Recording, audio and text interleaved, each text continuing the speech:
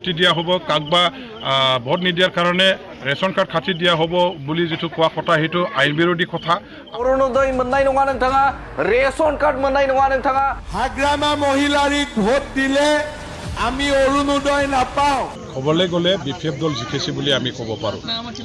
BTC অঞ্চলৰ আমাৰ কোকৰাঝাৰ পাৰ্লামেণ্টাৰী সমষ্টিৰ অন্তৰ্গত যিমানখিনি গাঁওবিলাকৰ ৰাইজৰ মতামত, ই বড়োই হওক, আদিবাসী হওক, বেংগলী হওক, মুছলমানেই হওক, ৰাজবংশী হওক, নাথযোগী হওক, যিমান জাতিগোষ্ঠী, যিমান ধৰ্মাৱলম্বী মানুহসকল আছে তেখেতসকলে এইবাৰ BPF দলটোকে ভোট দিবৰ কাৰণে চবে মত পোষণ কৰিছে, চবে বিপুলভাৱে ভোট দিয়াৰ কাৰণে সমৰ্থন আগবঢ়াইছে। যোৱা 4টা বছৰত UPPLৰ নেতৃত্বাধীন যিটো সন্মিলিত চৰকাৰ, এই চৰকাৰে কাম কৰিব নোৱাৰাৰ কাৰণে, চৰকাৰে নিজে দিয়া প্ৰতিশ্ৰুতি পালন কৰিব নোৱাৰাৰ কাৰণে আজি মানুহবিলাকে এই চৰকাৰৰ ওপৰত বিশ্বাস আস্থা হেৰুৱাইছে। আৰু তেখেতসকলে এই চৰকাৰখনক এতিয়া মানে কি কয় নমাবৰ কাৰণে, চৰকাৰখনক উৎখাত কৰিবৰ কাৰণে BPF দলৰ দৰকাৰ আছে বুলি BPF দলটো MP ইলেকশ্যনত ভোট দি জিকাই দিয়াৰ দ্বাৰা দি শক্তিশালী এটা দল হিচাপে আকৌ প্ৰতিষ্ঠা কৰিবৰ কাৰণে চবে সহযোগ আগবঢ়াইছে। অহা বছৰ 2025ৰ BTC ইলেকশ্যনৰ দ্বাৰা হাগ্ৰামা মহিলাৰী দেৱৰ নেতৃত্বত এটা শক্তিশালী BTCত চৰকাৰ আনাটো ৰাইজৰ চবৰে উদ্দেশ্য লক্ষ্য।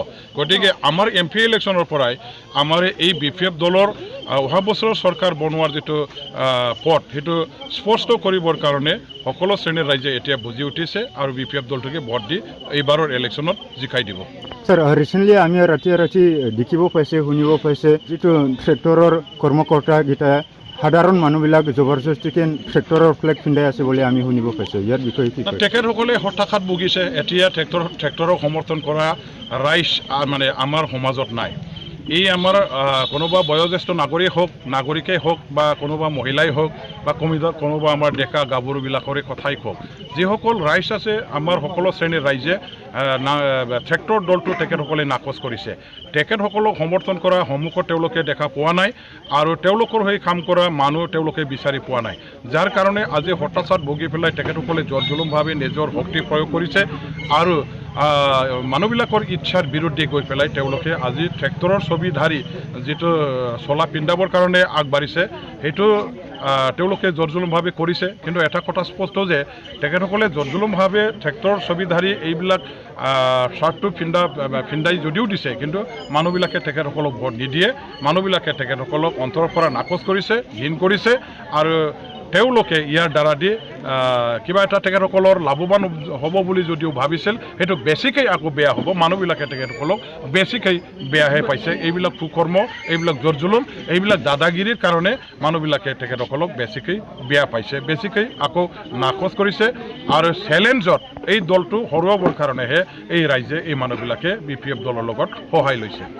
অসমৰ CM ডক্টৰ হিমন্ত বিশ্ব শৰ্মাই নিৰ্বাচনৰ প্ৰচাৰ সভাত গাই আছে যে যোনকেইটা হাগ্ৰামা বা BPF দলক লৈ ভোট দিব তেখেতসকলে ৰেচন কাৰ্ড আৰু অৰুণোদয় স্কিমৰ পৰা বঞ্চিত হ'ব লাগিব বুলি কৈ আছে। অৰুণোদয় আঁচনি হওক, আমাৰ ৰেচন কাৰ্ডেই হওক, এইটো ভাৰতীয় নাগৰিকৰ গণতান্ত্ৰিক চবৰে মৌলিক অধিকাৰ। খাদ্য সুৰক্ষা আইন ভাৰতীয় নাগৰিকৰ কাৰণে ভাৰত চৰকাৰে বনাইছে। প্ৰত্যেকজন ভাৰতীয় নাগৰিকে ভাৰত চৰকাৰৰ বা অসম চৰকাৰে দিয়া আমাৰ যিটো মানে চাউল, এই আমাৰ যিটো খাবৰ কাৰণে যিটো সামগ্ৰী অন্ন যিটো কোৱা হয়, সেই অন্নটো পোৱাৰ চবৰে অধিকাৰ আছে। গতিকে ভাৰত চৰকাৰৰ ক্ৰাইটেৰিয়া মতে যি পৰিয়ালে নেকি আজি অন্ন লাভ কৰি আছে তেখেতসকলক অসম চৰকাৰে দিবলৈ বাধ্য। কাকো তেখেতসকলে বঞ্চিত কৰি ৰাখিব নোৱাৰে। সেইটো এটা আইনৰ দ্বাৰা দিহে অন্ন দিয়াৰ ব্যৱস্থা কৰা হৈছে, খাদ্য খুৱাবৰ কাৰণে ব্যৱস্থা কৰা হৈছে। গতিকে কাক বা ভোট নিদিয়াৰ কাৰণে অৰুণোদয় আঁচনি খাতি দিয়া হ'ব, কাক বা ভোট নিদিয়াৰ কাৰণে ৰেচন কাৰ্ড খাতি দিয়া হ'ব বুলি যিটো কোৱা কথা সেইটো আইন বিৰোধী কথা আৰু অগণতান্ত্ৰিক কথা। এইটো আমাৰ মৌলিক অধিকাৰ খৰ্ব কৰাৰ কথা। এইটো কোনোবা যদি কৈছে সেইটো কেতিয়াও প্ৰযোজ্য নহয়, কেতিয়াও তেওঁলোকে বাস্তৱত কৰিব নোৱাৰিব। BPF না যদি ভোট होयोब्ला नोंथाङा অৰুণোদয় मोननाय नङा नोंथाङा, ৰেচন কাৰ্ড मोननाय नङा नोंथाङा। হাগ্ৰামা মহিলাৰীক ভোট দিলে আমি অৰুণোদয় নাপাওঁ, আমি ঘৰ নাপাওঁ, আমি ৰাস্তা নাপাওঁ। আজি এই কথাটো যিবিলাকে কৈ আছে ৰাইজৰ মাজত সঁচা তেখেতসকলে সঁচাকৈ নিজে হাৰিব বুলি গম পাইছে, নিজে ৰাইজৰ পৰা ভোট নাপাব বুলি গম পাইছে। স্পষ্টভাৱে তেওঁলোকে জানিছে যে এইবাৰ তেখেতসকলে হাৰিব, কোনো প্ৰকাৰে তেওঁলোকে মানে জিকিব নোৱাৰে, তেখেতসকলক কোনেও ৰক্ষা কৰিব নোৱাৰে, হাৰাটো খাটাং হৈছে। ইয়াৰ কাৰণে হতাশাত ভুগি নাৰ্ভাছ হৈ পেলাই আজি ৰাইজক ভাবুকি দি ধমক দি তেখেতসকলে চলে বলে কৌশলে ভোট লৈ পেলাই জিকিবৰ কাৰণে যিটো ৰাজনীতি কৰিছে, এই ৰাজনীতিটো ৰাইজে নুবুজা নহয় আৰু ৰাইজে স্পষ্টভাৱে বুজে। ভোটাৰ ৰাইজ সজাগ হৈছে আৰু এই ভোটাৰ ৰাইজে নিজৰ ভোটাধিকাৰ আৰু ভোটৰ শক্তিৰ দ্বাৰা দি এইসকল দাদাগিৰি ভাবুকি প্ৰদান কৰি ৰাজনীতি কৰা দল আৰু নেতাসকলক প্ৰত্যাহ্বান জনাই তেখেতসকলক হৰুৱাই আজি ৰাইজে মানে তেওঁলোকক মানে কি কয় সেইটো ইয়াৰ কাৰণে প্ৰতিশোধটো ল'ব বুলি মোৰ এটা দৃঢ় বিশ্বাস।